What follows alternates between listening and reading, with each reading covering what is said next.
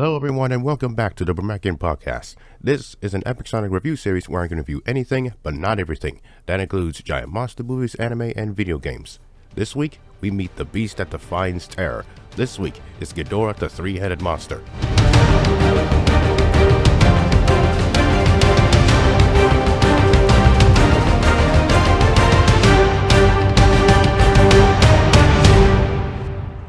The thing about this movie is that it was rushed into production. It was literally rushed.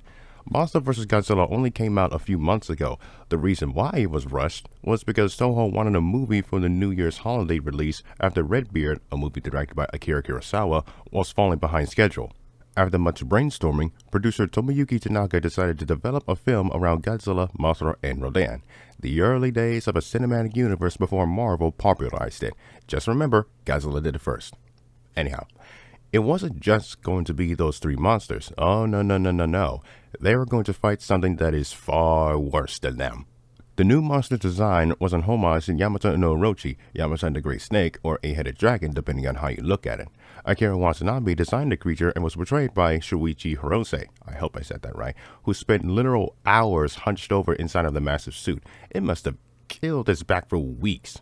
Lastly, a team of puppeteers were tasked to manipulate the movement of the head and necks. It didn't help that during the shooting of the suit, issues were aplenty. The scenes with the new monster took so long because of the materials that made the massive suit.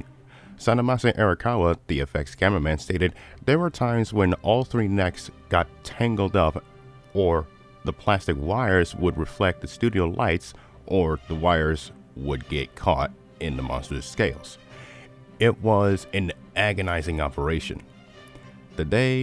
The early days of working practical, and yet the early days of working practical, that was a massive pain in the ass. And the name of the new monster that Godzilla, Mothra, and Rodan have to fight is Ghidorah. And it will be in the movie Three Giant Monsters, Earth's Greatest Battle. That's a mouthful of a fucking name. And that movie was released in Japan on December 20th, 1964, and in the United States under the new title Ghidorah the Three-Headed Monster, or Ghidorah, apparently they forgot the O, on September 29th, 1965. Now, here's a plot synopsis, according to IMDb. Yeah, I forgot to mention that in earlier episodes, so there you go. A detective is assigned to protect a princess who prophesizes the Earth's end with the arrival of a powerful space monster. When said space monster named Ghidorah arrives on Earth, Mothra and her fairies must persuade Godzilla and Rodan, who have been kicking the shit out of each other for days on end, to set aside their differences and face off the invader. Or she'll do it alone. In other words, they have to save the world. I'll see you in 2 minutes for my final thoughts on the film.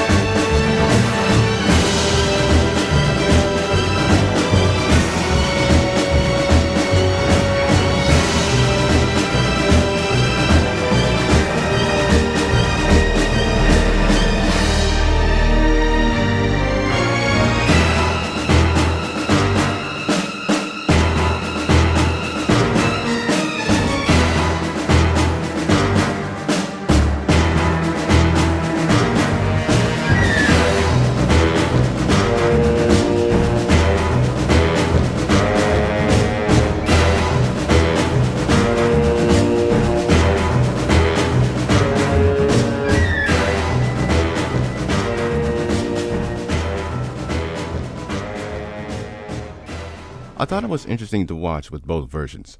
Now, I'm not gonna sit here and tell you which version is better. I don't do that shit here. I review both versions equally.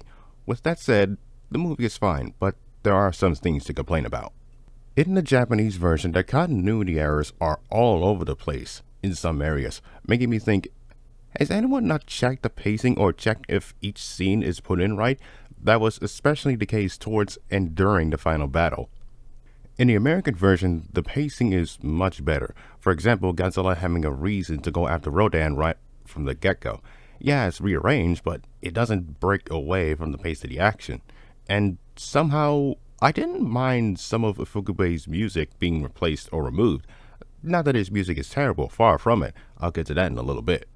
The humans are, okay, let's be honest, nothing interesting, but they serve a purpose, and I do think that they did a good job. In other words, they're not amazing, they're not terrible, they're just the standard good. Godzilla's design didn't change all that much except for the new head. The monster lava is like that as well, but Rodan? I gotta be honest, I don't like how Rodan looks in this movie. It pales in comparison to the original design. Now, Ghidorah, though, very unique. The only thing that killed it for me is the hair. I'm sorry, I'm not a fan of it. It just looks weird on him. I don't know how this movie didn't look like a rush job compared to the other rush jobs that came before and after. It still looks great. Well, except for the obvious, of course.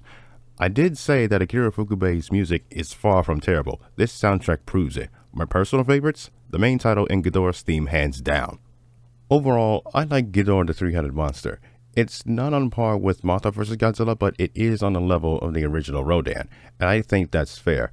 If the pacing in the Japanese version was like the US version and the US version looked into their own mistakes properly, then I would rank it higher on my level. As of now, I think it's perfectly fine.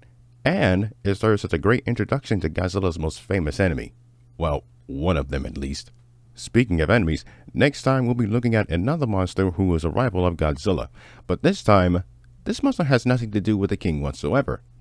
This monster comes from another universe developed by a different set of people and released by a different company. Until then, thank you all for watching or listening. If you enjoyed this video, leave a like and subscribe to the channel for more of the Brumakian podcast. This is Demetrius signing off, and hail to the king.